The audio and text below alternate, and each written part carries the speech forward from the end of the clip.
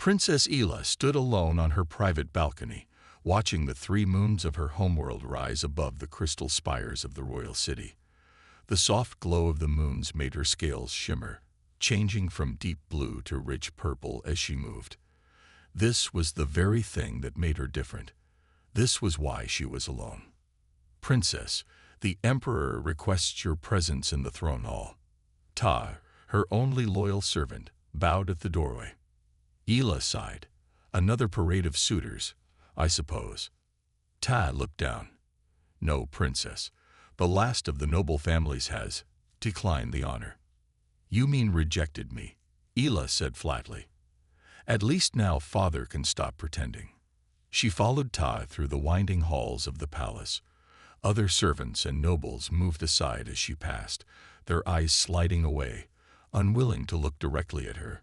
Some whispered behind their hands. Ela had learned to appear deaf to their words. Defective. Strange colors. Too small. Poor Emperor Tall, stuck with such a daughter. The massive doors to the throne hall opened before her. Emperor Tell sat on his crystal throne, his scales a perfect, unchanging royal blue. Beside him stood Prince Ral, her brother, tall and strong with the same perfect blue. "You requested my presence, Father." Ela bowed, keeping her eyes down as was proper. The Emperor's tail twitched with irritation. "Ela, the final noble house has responded to our inquiry." "I am aware, Father." "This is unacceptable." The Emperor slammed his fist on the armrest of his throne. 27 noble houses, and not one will accept you as mate for their sons." Ela remained silent. What could she say? That she was sorry for being born different. Prince Ral stepped forward. "Father, perhaps it is time to consider alternate arrangements.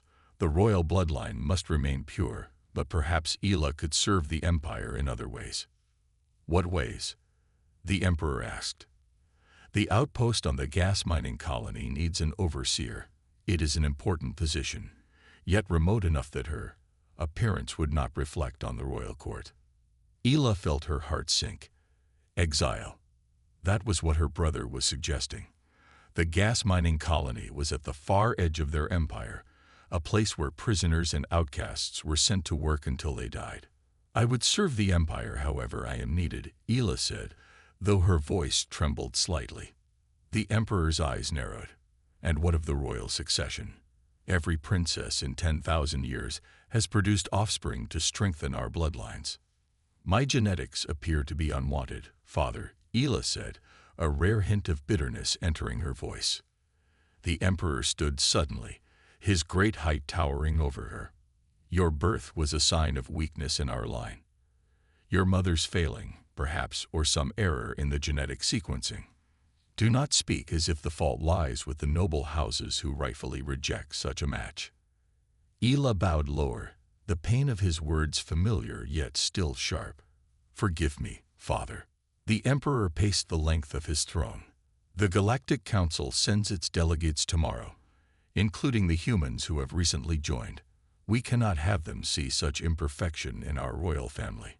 You will remain in your quarters during their visit." "But Father," Ela started, then stopped herself.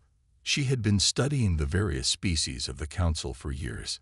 It was her one joy, learning about the stars and those who lived among them. To miss meeting new delegates. "Do you question me?" The Emperor's voice was dangerously soft. "No, Father. I will obey." "Good. You are dismissed." Ela backed away, keeping her head bowed until the great doors closed behind her. Only then did she let her shoulders slump. "Princess," Ta began, sympathy in her voice. "I need to be alone," Ela said, hurrying toward her quarters. Once inside, she activated her star map, projecting the galaxy above her bed. There, among the countless worlds, was a small blue planet called Earth. The humans were new to space travel, new to the Council. They were said to be adaptable, curious, and strangely accepting of differences among their own kind. Ela wondered what it would be like to live in a world where being different wasn't seen as a flaw. She reached up and touched the holographic Earth, making it spin slowly. "What would you think of me, humans?"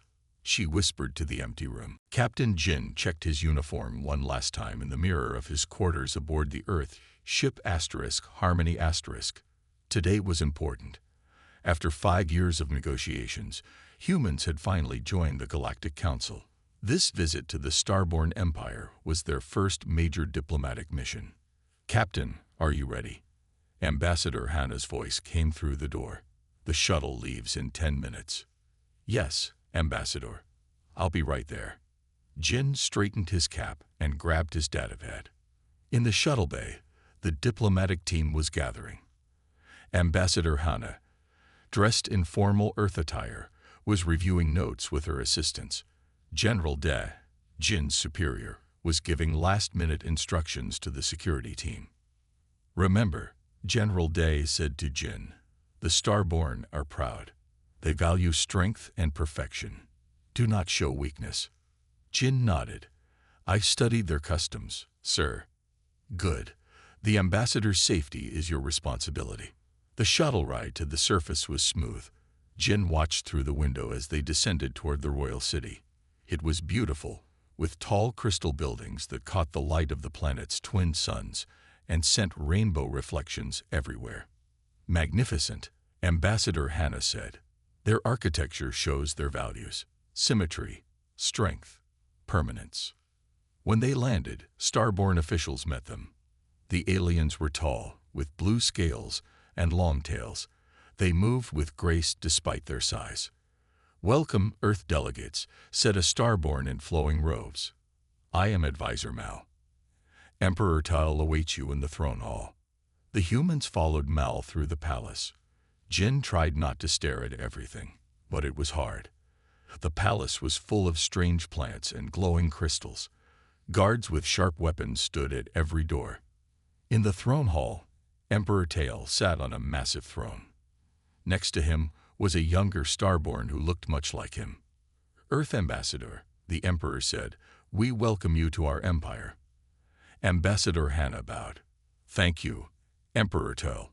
Earth is honored to establish relations with the mighty Starborn." "This is my son and heir, Prince Raul," the Emperor said, gesturing to the Starborn beside him. Prince Raul looked at the humans with cold eyes. "We hope your stay is educational." Jin didn't like how Prince Raul said this, but he kept his face neutral. His job was security, not diplomacy. The formal greetings continued, and then servants brought food and drink. The humans and Starborn sat at long tables, talking about trade agreements and military cooperation. Jin listened carefully. He noticed something odd. The Starborn kept mentioning the Void Dominion with respect, almost fear. Jin knew from his briefings that the Void Dominion was Earth's main rival in this sector of space. "Captain Jin," General Dai whispered, "stay alert. Something feels off." Jin nodded. He noticed Advisor Mal and Prince Raul having a quiet conversation, looking at the humans with strange expressions. After 2 hours of formal discussions, Ambassador Hannah turned to Jin. "Captain, I need to speak privately with the Emperor about the military alliance. Please wait outside." Jin bowed and left the hall with the other security officers. In the corridor, he found himself alone after a few minutes. The palace was huge, and Jin was curious. His security clearance let him go almost anywhere. "Just a quick look around," he said to himself. "It might help me understand these people better." He walked down a side corridor, admiring the artwork on the walls, images of Starborn victories in battle, star maps of their empire, and portraits of past emperors. All of them had the same perfect blue scales. Jin turned a corner and saw a door that led outside. He stepped through it and found himself in a beautiful garden. Strange plants with glowing flowers lined stone paths. In the center was a fountain with multicolored water that seemed to defy gravity, flowing upward instead of down. "This is amazing," Jin said aloud, forgetting to be quiet. "Who are you?" a voice asked from behind a large plant. Jin turned quickly, his hand moving to his weapon. Then he stopped, surprised. From behind the plant stepped a Starborn, unlike any he had seen so far. She was smaller than the others, and her scales shifted colors in the light, from blue to purple and back again. She wore simple clothes rather than the elaborate robes of the court. "I'm Captain Jin, from Earth," he said, bowing slightly. "I apologize for intruding." The Starborn studied him with curious eyes. "You're one of the humans." "Yes. And you are?" She hesitated, then lifted her chin. "I am Princess Ela." Jin's eyes widened. A princess. But where had she been during the formal reception? Jin stared at Princess Ela with surprise. A princess. But she looked nothing like the Emperor or Prince Rao. Her scales shifted from blue to purple as she moved, catching the light in beautiful patterns. "I'm sorry, Princess. I didn't mean to disturb your garden," Jin said with a bow. Ela studied the human with curious eyes. "This isn't my garden. It belongs to the palace. I just come here to be alone. I can leave if you wish." "No," Ela said quickly. "I've never met a human before. You're not what I expected." Jin smiled. "What did you expect?" "The court says humans are weak and primitive." Ela moved closer, her head tilted to one side. "But you don't seem weak to me. And you don't seem like the other Starborn I've met," Jin replied. Ela's scales darkened slightly, and Jin wondered if this was how Starborn showed emotion. "I'm not like them," she said quietly, "as they remind me every day." Jin noticed a pond nearby with a stone bench beside it. "May I sit with you, Princess? I'd like to hear more about your world." Ela hesitated, then nodded. "No one has asked for my thoughts before." They sat on the bench, the strange glowing plants around them providing soft light as the suns began to set. "Why weren't you at the reception?" Jin asked. "I met the Emperor and Prince Rao, but there was no mention of a princess." Ela's tail curled around her feet. "My father ordered me to stay in my quarters during your visit. He says I bring shame to the royal family." "Shame? Why?" "Look at me," Ela said, spreading her arms. Her scales rippled with colors. "Pure Starborn are solid blue. My changing colors mean my genes are wrong." Jin leaned forward, amazed. "But you're beautiful. On Earth, we have animals called chameleons that change colors. People love them for their uniqueness." "Uniqueness is not valued here," Ela said bitterly, "especially not in royal bloodlines." Jin noticed a small device on Ela's wrist. "What's that?" Ela brightened. "My star mapper. It's my greatest treasure." She touched it, and suddenly the air above them filled with tiny points of light. "It's a map of the galaxy," she explained. "I study all the star systems and the species who live there." Jin reached up, touching a cluster of stars. The map zoomed in to show Earth's solar system. "You know about Earth?" he asked. "I've studied everything I could find about humans. Your people are so different from mine. You value change and diversity. You seek out new experiences." Jin nodded. "That's true. Our differences make us stronger." "Here, difference is weakness," Ela said. "Because I'm different, no noble family will accept me as a mate. My father may send me away to a mining colony soon." "That's terrible," Jin said, "just because your scales are different colors. That, and I'm smaller than most Starborn females, not strong enough to produce worthy offspring, they say." Jin frowned. "Where I come from, worth isn't measured by appearance." Ela looked at him with wonder. "What is it measured by?" "Character, courage, kindness." Jin smiled. "Intelligence.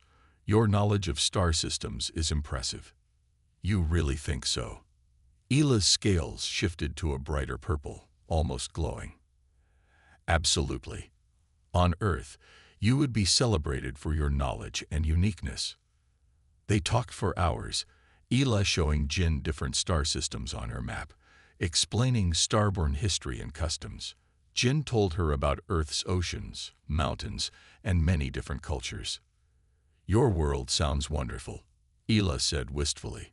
"It has problems too," Jin admitted, "but we're trying to build something better." Suddenly, Jin's communicator beeped. Captain Jin, report to the diplomatic quarters immediately, came General Da's voice. Jin stood reluctantly. I have to go. Will I see you again? Ela asked, her scales dimming slightly. I hope so, Jin said. We'll be here for 3 more days. My father must not know we met, Ela warned. But I could meet you here tomorrow evening. Jin bowed. I would be honored, Princess Ela. As he turned to leave, Ela called after him. Captain Jin, thank you for talking to me like a person, not a defect. Jin looked back at her, his expression serious. You're not a defect, Princess. Don't let anyone make you believe that. As Jin hurried back to the diplomatic quarters, he couldn't stop thinking about Ela and the sadness in her eyes. Something was very wrong in this perfect-looking empire, and he wanted to know more. Jin rushed into the diplomatic quarters where Ambassador Hana and General Dai were waiting. Their faces were serious. Where have you been, Captain? General Dai demanded. You were supposed to stay near the diplomatic area. I apologize, sir. I was exploring the palace gardens, Jin said. Ambassador Hana waved her hand. That doesn't matter now. We have a serious problem. She activated a screen on the wall. It showed a star map with Earth's colonies marked in green and another area marked in red. The Void Dominion? Jin asked. Yes, Hana nodded. We've discovered that the Starborn are planning to form a military alliance with them. Jin's stomach tightened. But the Void Dominion has threatened our outer colonies many times. Exactly, General Daz said. If the Starborn provide them with ships and resources, the Dominion could attack our settlements in the Orion sector. Jin thought of his family on one of those colonies. What can we do? Hana began pacing. I tried to discuss a possible Earth-Starborn alliance during a reception, but Prince Raoul kept changing the subject. Then I overheard him talking with Advisor Mal about the human problem and how the Void Dominion would handle it. That sounds like they're planning something against us, Jin said. It gets worse, General Dai added. Our intelligence team intercepted a message from the palace to the Void Dominion. The Starborn have promised them access to their advanced ship technology in exchange for something called genetic purification research. Jin remembered what Ela had told him about purity and perfection being valued above all else in Starborn society. So what's our plan? Jin asked. Ambassador Hana looked at the team gathered in the room. We need to delay this alliance. The Galactic Council would never approve of aggression against Earth, but by the time they act, our colonies could be destroyed. How can we delay it? Asked Sun, Jin's friend, and the team's tech specialist. The Starborn value traditional ways, Hana said. One way to secure peace between worlds is through political marriage. If we could arrange a union between our peoples, it would make an immediate alliance with the Void Dominion impossible. Everyone was quiet for a moment. But who would marry a Starborn? Sun asked. No offense, but they're different from us. Jin thought of Ela and her beautiful color-changing scales. Not all of them are the same, he said quietly. General Dai shook his head. It doesn't matter. The Emperor would never allow his son to marry a human. He thinks we're inferior. What about the princess? Jin said suddenly. Everyone looked at him in surprise. What princess? Hana asked. There was no princess at the reception. Jin realized his mistake. I met someone in the garden. Princess Ela. She told me she's the Emperor's daughter. Why wasn't she at the reception? General Dad demanded. Jin hesitated.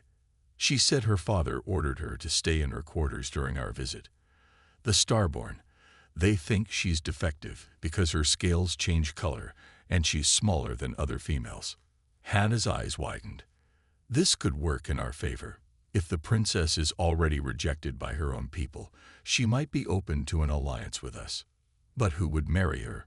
Sun asked, looking around the room. Before Jin knew what he was doing, he spoke up. I would. The room went silent. Captain Jin, this isn't a joke, General Daz said sternly. This would be a diplomatic marriage to prevent a war. I'm not joking, sir, Jin said firmly. I met Princess Ela. She's intelligent and kind. She knows more about galactic cultures than anyone I've ever met. And he paused, she's beautiful. Ambassador Hannah studied Jin's face. You're serious about this? Yes, Ambassador. And I think it could work.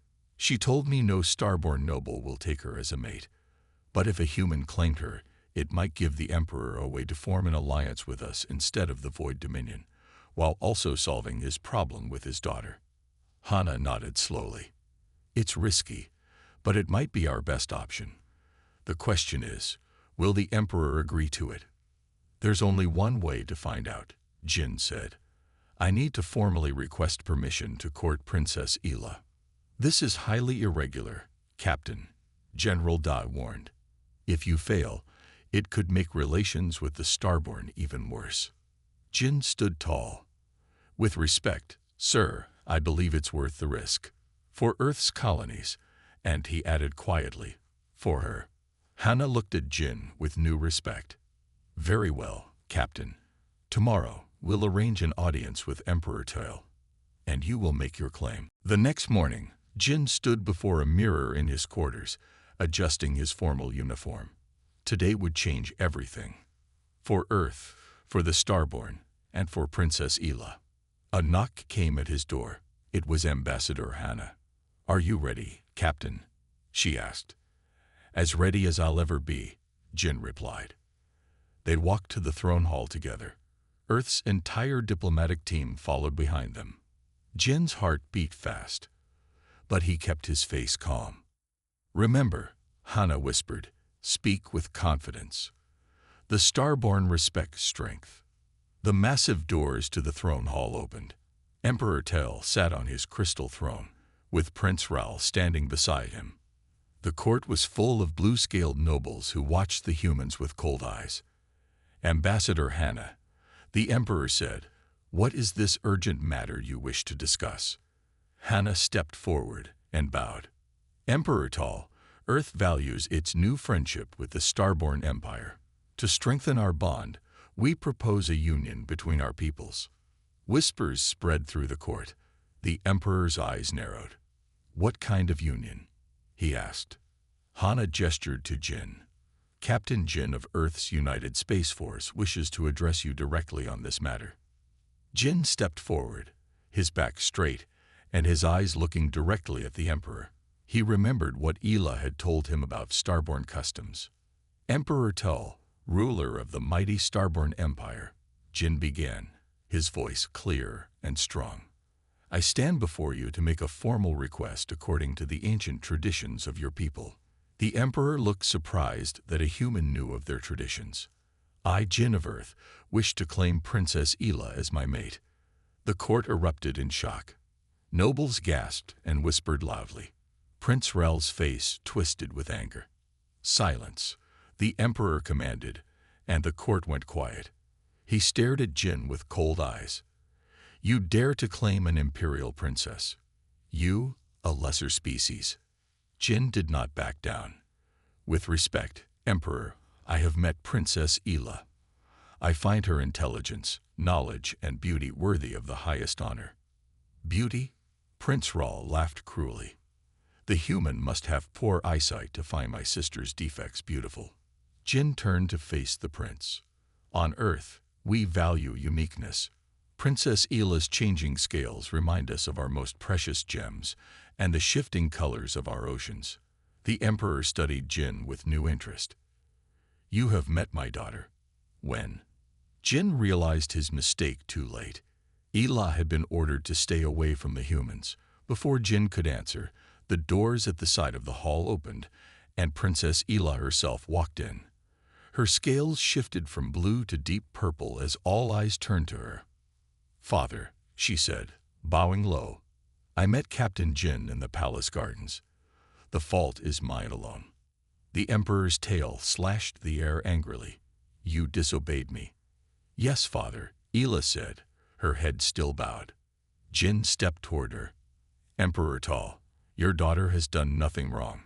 It was I who entered the garden uninvited. The Emperor looked between Jin and Ela. Something calculating entered his eyes. A human wishing to claim my unique daughter, he said slowly. This is unprecedented.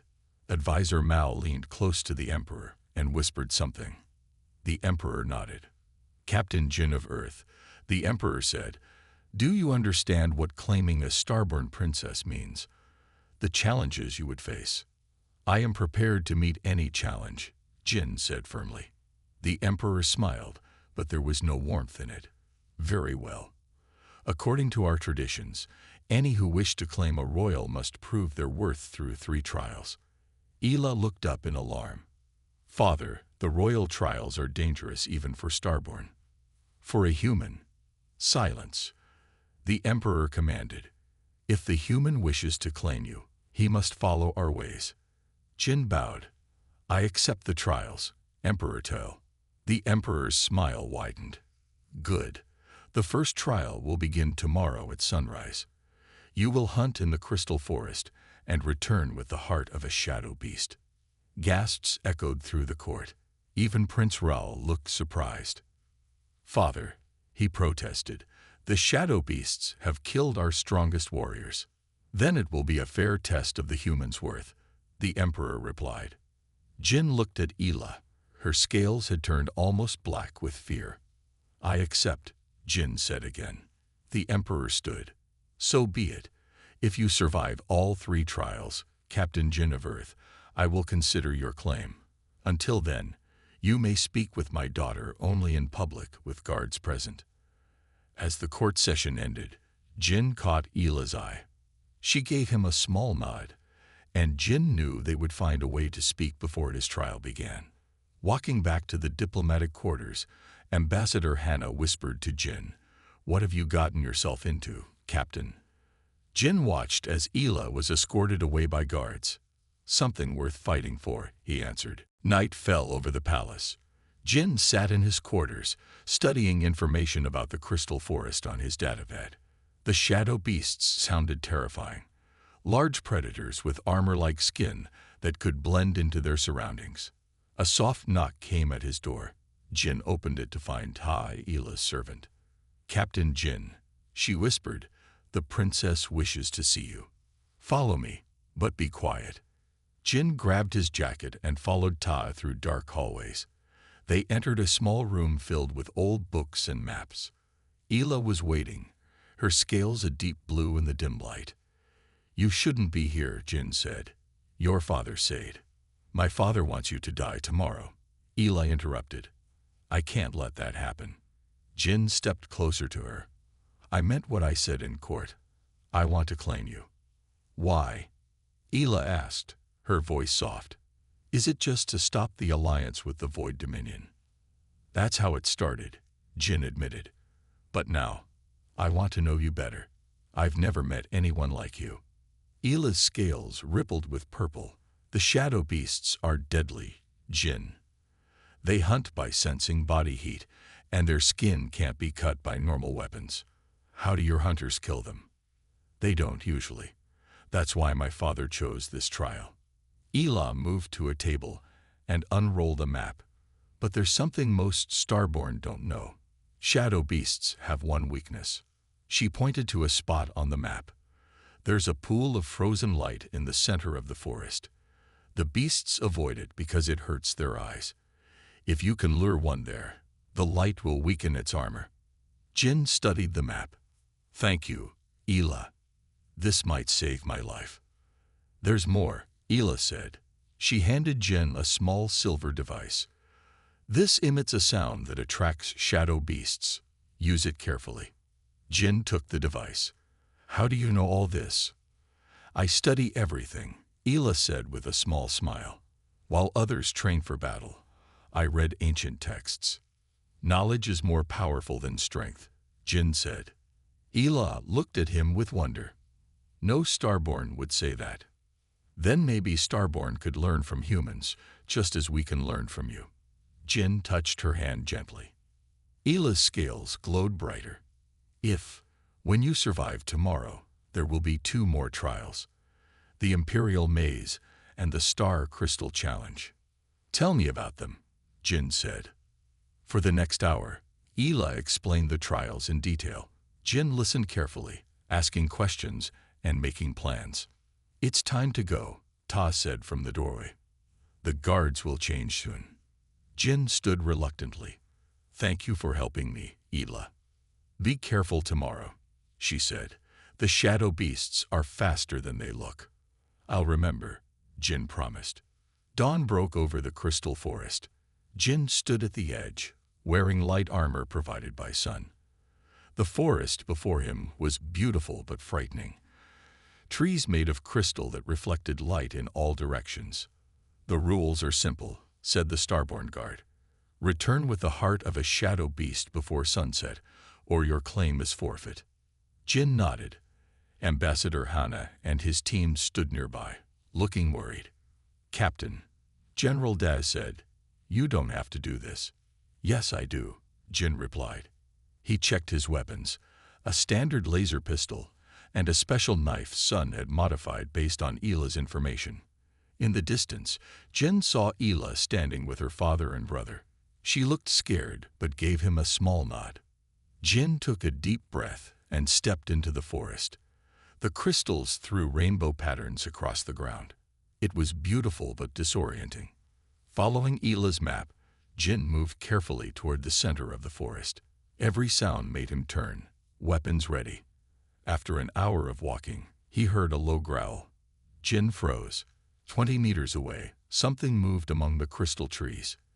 It was hard to see. Its skin reflected the crystal patterns, making it almost invisible. A shadow beast.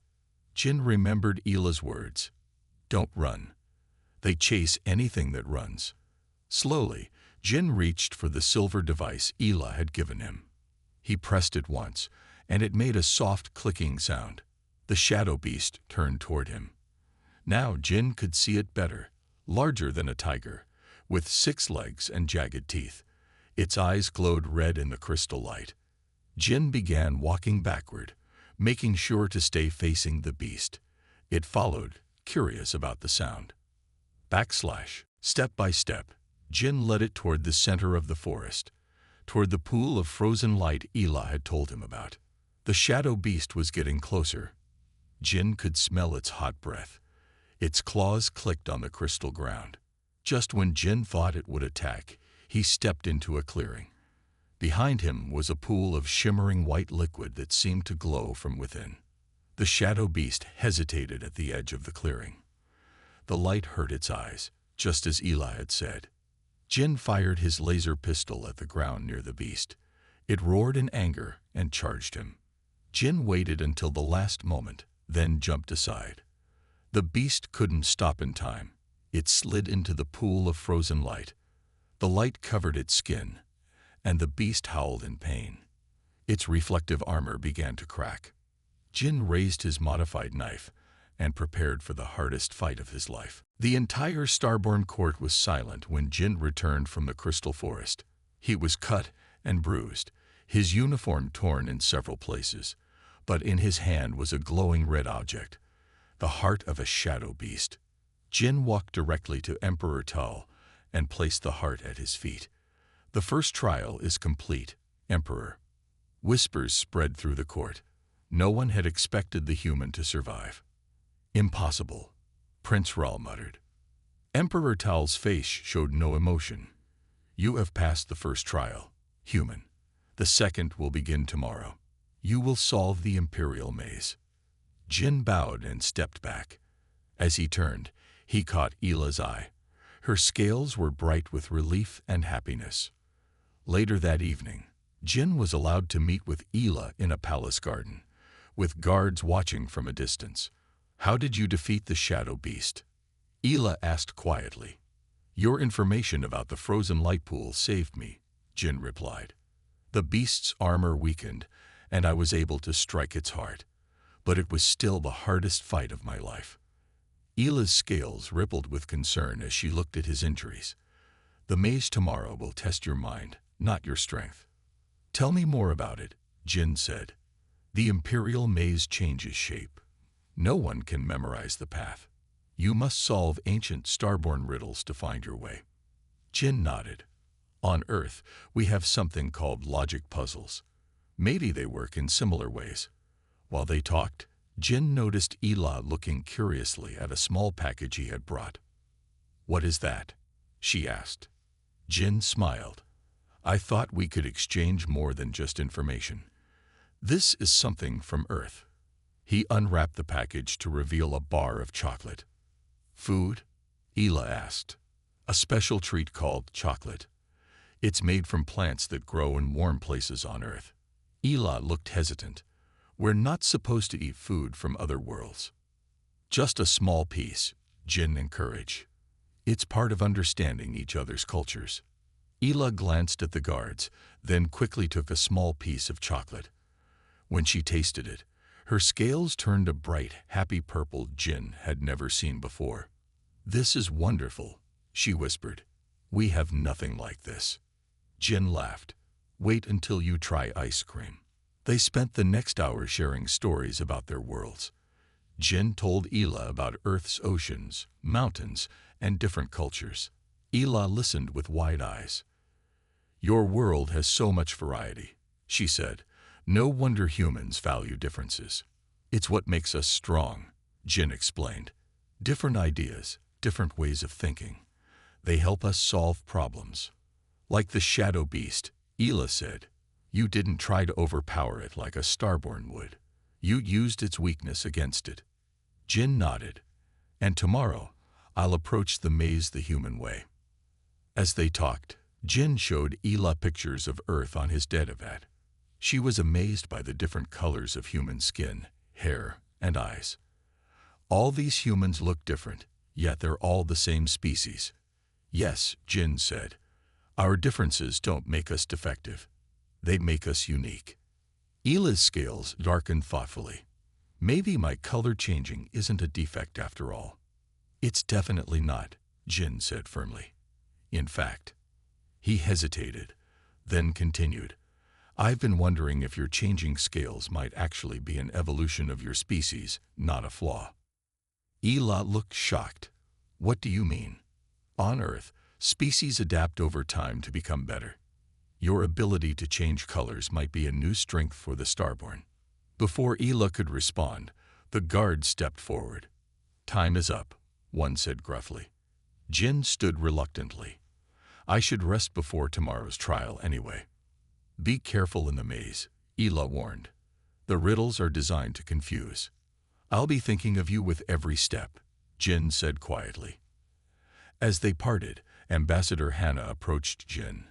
"Captain, may I speak with you privately?" In the diplomatic quarters, Hannah looked concerned. "Jin, I'm worried that you're getting personally involved with the princess." "I am," Jin admitted. "Is that a problem?" "This started as a strategic move to prevent a war," Hannah reminded him. "But your feelings seem genuine now." Jin nodded slowly. "They are." "Does that change our mission?" "It complicates things," Hannah said. "The Void Dominion representatives arrive in 2 days. If you complete these trials and claim Princess Ela, it will directly challenge their alliance plans." "Good," Jin said firmly. "That was our goal, wasn't it?" "Yes, but," Hannah hesitated, "just be sure your feelings for her don't cloud your judgment. The safety of Earth's colonies comes first." Jin thought of Ela's bright scales and curious mind. "What if I can protect both?" The next day, Jin faced the Imperial Maze. It was a massive structure of shifting crystal walls that changed when he wasn't looking. But using Ela's hints about the riddles and his own problem-solving skills, Jin completed the challenge faster than any Starborn in history. The court was shocked. Emperor Tal's face showed anger instead of respect. "The final trial will be tomorrow," he announced. "You will travel to the gas giant Corvus and retrieve a star crystal from its core." Jin bowed, hiding his concern. A gas giant. How could anyone survive that? That night, while Jin discussed the final trial with his team, Tai appeared at their door. "Captain Jin," she whispered, "the princess needs to see you urgently. It's about the 3rd trial." Jin followed Tai through hidden passages until they reached a small room filled with old star maps. Ela was waiting, her scales a dark, worried blue. "Jin," she said as soon as he entered, "you're in danger. The third trial is impossible. No one has ever survived it." "What do you mean?" "I overheard my father talking with Prince Rel. The final trial is a trap." Ila's voice shook. "My father never intended to honor your claim. He wants you to die trying." Jin took her hands in his. Why would he go through with the trials at all? Why not just refuse my claim? "Politics," Ila explained. "If he refused without reason, it would look bad to the Galactic Council. But if you fail the trials, no one will question it." "I see," Jin said grimly. "But why is he so set against our match?" Ila moved to a table where a data crystal glowed. "Because of this, I found it in my father's private files." She activated the crystal, and a hologram appeared, showing Emperor Tao with strange aliens Jin had never seen before. "Those are Void Dominion representatives," Ila explained. "This meeting happened 3 months ago, before your diplomatic mission was even announced." Jin watched as the hologram showed the Emperor and the aliens signing a document. "They've already made a deal," Ila said. "The Void Dominion will provide genetic research to fix our species' weaknesses. In return, my father will give them advanced ship technology they'll use against your colonies." Jin felt cold anger growing inside him. The trials were just a distraction while they finalized their plans. "Yes," Ila said sadly. "The Void representatives arrive tomorrow, during your final trial. By the time you would return, if you could survive, the alliance would be official." "We need to warn my people," Jin said urgently. "There's more," Ila said, her scales turning almost black with fear. "Part of the deal involves me. My father has promised to send me to the Void Dominion as a research subject. They want to study my changing scales to prevent such mutations in the future." Jin's hands tightened into fists. "I won't let that happen." "You have to leave," Ila urged. "Take your ship and warn your colonies. The Void Fleet is already gathering." "What about you?" Ila looked away. "I've lived with rejection all my life. I'll survive." "No," Jin said firmly. "I'm not leaving without you." "Jin, be reasonable. There's nothing you can do. If you try to complete the third trial, you'll die. If you refuse, you'll lose your claim on me." Jin thought for a moment. "What if we expose the conspiracy? Show the Galactic Council what your father is planning?" "We have no proof that would stand up against the Emperor's word," Ila said. Jin pointed to the data crystal. "What about that?" "It's encrypted. Only my father can authorize its contents to outsiders." Jin began pacing the room. There must be a way. Suddenly, he stopped. "The court assembly. Before the final trial tomorrow, there will be a full court assembly, right?" "Yes," Ila said. "All the nobles, plus the Void representatives." Jin smiled slowly. "Then I have a plan. But I'll need your help." "Anything," Ila promised. Jin took her hands again. "Ila, why are you helping me?" "You're risking everything." Ila's scales turned a deep purple. "At first, it was because you were the first person who didn't see me as defective. But now," she looked into his eyes, "I believe our worlds need each other. The Starborn need to learn from humans about valuing differences, and maybe humans can learn from us too." Jin nodded. "Together, we're stronger." "There's one more thing you should know," Ila said, "about your theory that my changing scales might be evolution, not a defect. I found ancient records in the Imperial Library. There were others like me in the past, but the records of them were hidden." "Why?" "Because those with changing scales lived longer and were more resistant to space radiation. If everyone knew this, the nobility couldn't maintain their power based on genetic purity." Jin's eyes widened.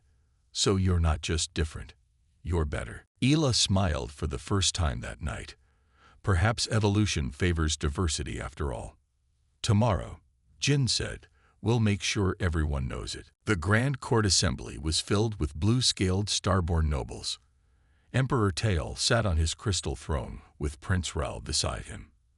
At the front of the hall stood 3 tall aliens with gray skin, the Void Dominion representatives. Jin entered with Ambassador Hannah and the Earth delegation. He wore his formal uniform, his face serious. The court fell silent as he walked to the center of the hall. "Captain Jin," the Emperor said, "are you prepared for your final trial?" "I am prepared to speak truth to this court," Jin replied loudly. "Before I undertake the final trial, I wish to address everyone present." The Emperor frowned. "That is not our tradition." "But it is mine," Jin said firmly. "On Earth, we believe in open words before important decisions." Before the Emperor could refuse, Ambassador Hannah stepped forward. "As representatives of Earth to the Galactic Council, we request this right." The Emperor looked at the Void representatives, who nodded slightly. He wanted to appear fair in front of them. "Very well," the Emperor said. "Speak briefly, human." Jin took a deep breath. "Noble Starborn, honored guests, I came here seeking to claim Princess Ela as my mate, but I have discovered a deeper truth that affects both our worlds." The doors at the back of the hall opened, and Princess Ela entered. Her scales shifted beautifully from blue to purple as she walked. Beside her was Tai, carrying a large data crystal. "What is this?" the Emperor demanded. "Father," Ela said, her voice strong, "it is time for truth." Jin connected a device to the data crystal, and suddenly the air filled with holograms. They showed secret meetings between the Emperor and the Void Dominion. The court gasped as they heard the Emperor promise Starborn technology in exchange for an attack on human colonies. "This is treason," Prince Raul shouted. "Guards, arrest them both." But Sun, Jin's tech specialist, had already hacked into the palace systems. "The signal is being broadcast to the entire Galactic Council right now," he called out. "They're all watching." The Emperor rose from his throne, his face dark with rage. "These are false images." "They are true," Ela said. She turned to the court. "There is more. For generations, our leaders have hidden a truth about our people." She activated another part of the data crystal. Ancient images of Starborn with color-changing scales appeared. "Those with changing scales like mine are not defective," Ela explained. "We are evolved. Our records show we live longer, resist space radiation better, and have stronger children." The nobles began to whisper among themselves. Some looked at Ela with new interest. "This is why the Emperor and those before him hid the truth," Jin said. "They feared losing power if everyone knew that difference was actually better." The Emperor's tail slashed the air in anger. "Enough. Guards, remove them." But the guards didn't move. They looked uncertain, some even looking at Ela with new respect. One of the Void representatives stepped forward. "Emperor Tal, is this true? Have you hidden genetic advantages from your own people?" The Emperor couldn't answer. The evidence was clear. Jin walked to Ela's side and took her hand. "The Starborn Empire has a choice today. Continue with old prejudices and dangerous alliances, or embrace a new path." Ambassador Hannah addressed the court. "Earth offers true friendship to the Starborn. Not secret deals, but open cooperation. We can learn from each other and grow stronger together." An old Starborn noble stood up slowly. "I remember stories my grandmother told of ancestors with changing scales. They were said to be blessed by the stars themselves." Others began to nod. More nobles stood. Even some of the guards moved to stand near Ela. The Emperor saw his support crumbling. "This changes nothing. I am still Emperor." "Not anymore," said a new voice. The head of the Galactic Council appeared as a hologram in the center of the hall. "We have seen enough evidence of conspiracy and deception.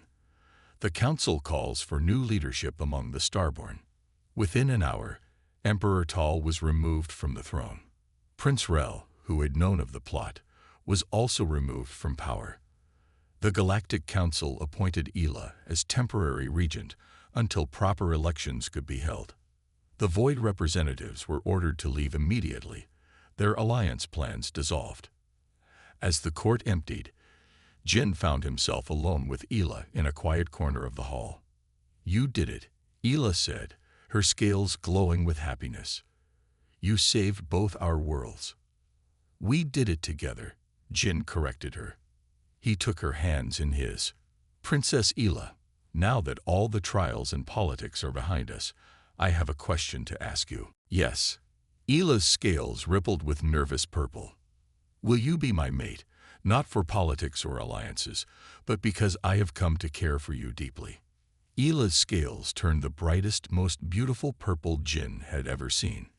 "Yes," she whispered. "I will be yours, and you will be mine." Jin smiled and pulled her close.